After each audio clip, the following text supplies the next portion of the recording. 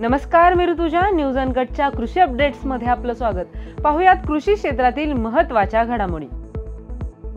पूर्व हवेलीतील गावात अवकाळी पावसाने नुकसान झालेल्या पिकांचे पंचनामे सुरू आहेत, अशी माहिती हवेलीच्या तहसीलदार तृप्ती कोलते यांनी वाघोली येथे नैसर्गिक आपत्ती व्यवस्थापनाच्या बैठकीत दिली. पूर्व हवेलीतील सर्व गावचे सरपंच, पोलीस पाटील, ग्राम महसूल अधिकारी, ग्राम विकास अधिकारी, कृषी अधिकारी यांना आदेश देऊन नुकसानग्रस्त शेतकऱ्यांच्या पिकांचे पंचनामे करण्याच्या सूचना कोलते यांनी दिल्या आहेत. सातारा जिल्ह्यात इतर तालुक्यांच्या तुलनेत फलटण, मान, खटाव या तालुक्यांमध्ये मोठ्या प्रमाणात अतिवृष्टी होऊन नुकसान झाले आहे. या नुकसानीचे पंचनामे तात्काळ पूर्ण करून भरपाईसाठी त्वरित सादर करावेत. एकत्रितपणे पंचनामे राज्य शासनाला प्राप्त झाल्यावर शासन निकषानुसार निश्चितपणे मदत करेल, अशी ग्वाही मदत आणि पुनर्वसन मंत्री मकरंद पाटील यांनी दिली आहे.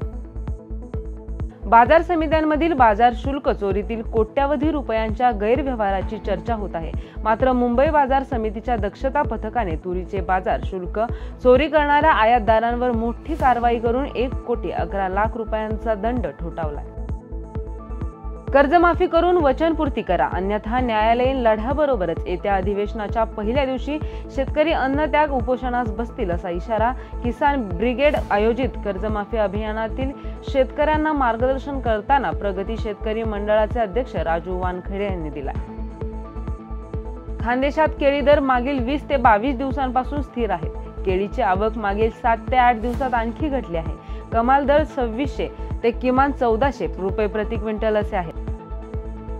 मागील 2 आठवड्यांपासून बाजारात कांदा आवक पावसामुळे काहीशी कमी झाली आहे. त्यातही बाजारात येणारा गुणवत्तापूर्ण माल कमी आहे, त्यामुळे गुणवत्तापूर्ण मालाचे भाव वाढले आहेत.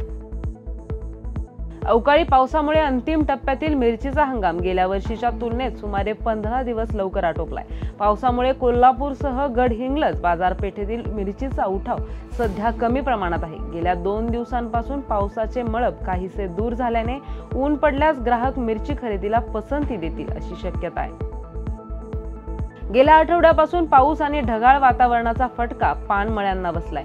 परिणामी अपेक्षित फुटवा न मिळाल्याने उत्पादनही कमी आहे. पानांच्या बाजारपेठेत मागणी आहे, परंतु पावसामुळे पानांचा खुडा थांबला आहे. सद्यस्थितीत पानांना प्रति डागाला 1,000 रुपयांपासून 5,000 पर्यंत दर मिळत आहे. गेल्या आठवड्यापासून पानांच्या दरात किंचित वाढ झाली असल्याने पान उत्पादक शेतकऱ्यांनी सांगितले. या बातमीसह वेळ झाली आहे कृषी अपडेट्स मध्ये इथेच थांबण्याची. पाहत रहा न्यूज अनकट.